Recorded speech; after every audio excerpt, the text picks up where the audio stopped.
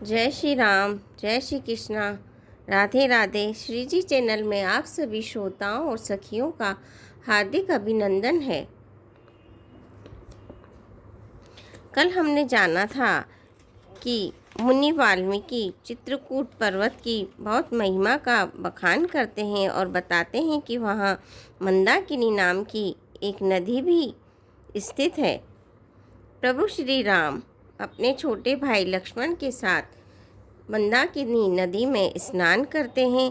फिर वहाँ कोल और भीलों के वेश में देवतागण आते हैं और सुंदर सी 2 छोटी और 1 बड़ी कुटिया बनाते हैं। घास और पत्तों से वो कुटिया बनी होती है। फिर सारे देवी देवता प्रभु श्री राम को प्रणाम करके अपने अपने स्थानों पर लौट जाते हैं। इसके बाद चित्रकूट पर्वत पर निवास करने वाले मुनिगण सभी प्रभु श्री राम के से आशीर्वाद लेने के लिए आते हैं। प्रभु वहीं पर बस जाते हैं। पशु पक्षी, विंध्याचल पर्वत आदि सभी प्रसन्न है, आनंदित है कि उन्हें प्रभु श्री राम को देखने का और उन्हें अपने निवास का स्थान देने का जो है पुण्य प्राप्त हुआ। आगे चलते हैं। छीनु छीनु लखिसिए राम पद, जानी आप पर नेहु, करत न सपने लखनु चितु, बंधु मातु पितु गेहु। क्षण क्षण पर श्री सीता राम जी के चरणों को देखकर और अपने ऊपर उनका स्नेह जानकर लक्ष्मण जी स्वप्न में भी भाइयों, माता पिता और घर की याद नहीं करते।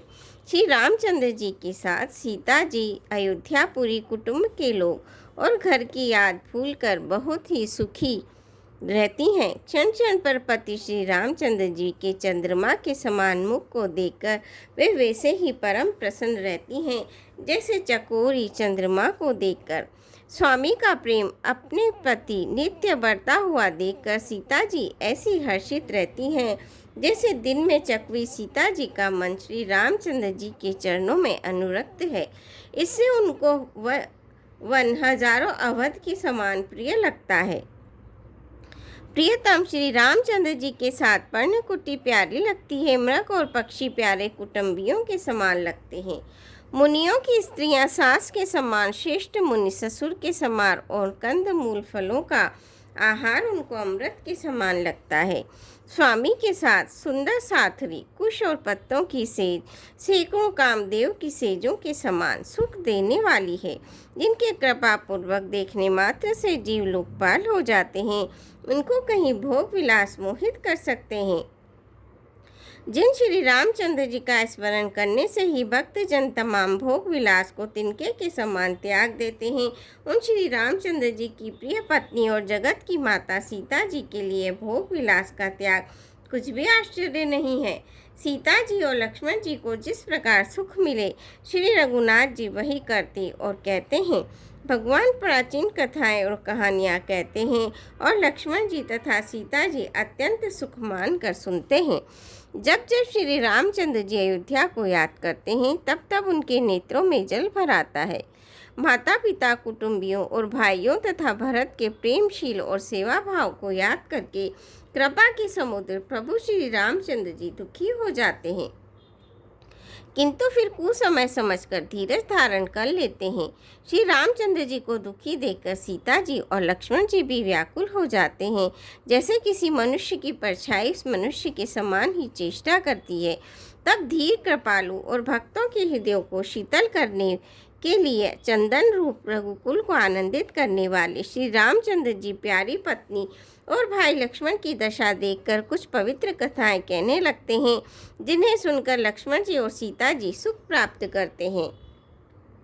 लक्ष्मण जी और सीता जी सहित श्री रामचंद्र जी पर्णकुटी में ऐसे सुशोभित हैं जैसे अमरावती में इंद्र अपनी पत्नी शची और पुत्र जयंत सहित बसता है। प्रभु श्री रामचंद्र जी सीता जी और लक्ष्मण जी की कैसी संभाल रखते हैं, जैसे पलके नेत्रों के गोलकों की। इधर लक्ष्मण जी श्री सीता जी और श्री रामचंद्र जी की अथवा लक्ष्मण जी और सीता जी श्री रामचंद्र जी की ऐसी सेवा करते हैं जैसे अज्ञानी मनुष्य शरीर की करते हैं। पक्षी, पशु, देवता और तपस्वियों के हितकारी प्रभु इस प्रकार सुखपूर्वक वन में निवास कर रहे हैं। तुलसीदास जी कहते हैं, मैंने श्री रामचंद्र जी का सुंदर वन गमन कहा। अब जिस तरह सुमंत्र अयोध्या में आए वह कथा सुनो। प्रभु श्री रामचंद्र जी को पहुंचाकर जब निषाद रात लौटा, तब आकर उसने रथ को मंत्री सुमंत्र सहित देखा। मंत्री को व्याकुल देखकर निषाद को जैसा दुख हुआ वह कहा नहीं जा सा। निषाद को अकेले आया देखकर सुमंत्र हा राम, हा सीते, हा लक्ष्मण पुकारते हुए बहुत व्याकुल होकर धरती पर गिर पड़े। रथ के घोड़े दक्षिण दिशा की ओर जिधर श्री रामचंद्र जी गए थे देख देख कर हिनहिनाते हैं, मानो बिना पंख के पक्षी व्याकुल हो रहे हों। वे न तो घास चरते हैं न पानी पीते हैं, केवल आंखों से जल बहा रहे हैं। श्री रामचंद्र जी के घोड़ों को इस दशा में देखकर सब निषाद व्याकुल हो गए। तब धीरज धरकर निषाद राज कहने लगा, हे सुमंत्र जी, अब विषाद को छोड़िए। आप पंडित और परमार्थ के जानने वाले हैं। विधाता को प्रतिकूल जानकर धैर्य धारण कीजिए। कोमल वाणी से भांति भांति की कथाएं कहकर निषाद ने जबरदस्ती लाकर सुमंत्र को रथ पर बैठाया, परंतु शोक के मारे वे इतने शिथिल हो गए कि रथ को हाँक नहीं सकते। उनके हृदय में श्री रामचंद्र जी के विरह की बड़ी तीव्र वेदना है। घोड़े फड़फड़ाते हैं, तड़पाते हैं और ठीक रास्ते पर नहीं चलते, मानो जंगली पशु लाकर रथ में जोत दिए गए हों। वे श्री रामचंद्र जी के वियोगी घोड़े कभी ठोकर खाकर गिर पड़ते हैं, कभी घूमकर पीछे की ओर देखने लगते हैं। वे तीक्ष्ण दुख से व्याकुल हैं। जो कोई राम, लक्ष्मण या जानकी का नाम ले लेता है, घोड़े हिक हिक कर उसकी ओर प्यार से देखने लगते हैं। घोड़ों की विरह दशा कैसे कही जा सकती है? ऐसे व्याकुल हैं जैसे मणि के बिना सांप व्याकुल होता है।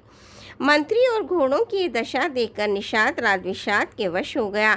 तब उसने अपने 4 उत्तम सेवक बुलाकर सारथी के साथ कर दिए।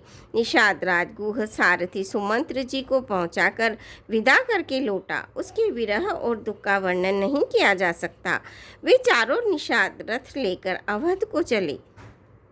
सुमंत्र और घोड़ों को देख देखकर वे भी क्षण भर में विषाद में डूब जाते थे। व्याकुल और दुख से दीन हुए सुमंत्र जी सोचते हैं कि श्री रघुवीर के बिना जीने को धिक्कार है। आखिर यह अधम शरीर रहेगा तो है ही नहीं। अभी श्री रामचंद्र जी के बिछुड़ते ही छूटकर इसने यश क्यों नहीं ले लिया? ये प्राण अपयश और पाप के भांडे हो गए। अब ये किस कारण कूच नहीं करते यानी निकलते नहीं हैं। हाय नीच मन, बड़ा अच्छा मौका चूक गया।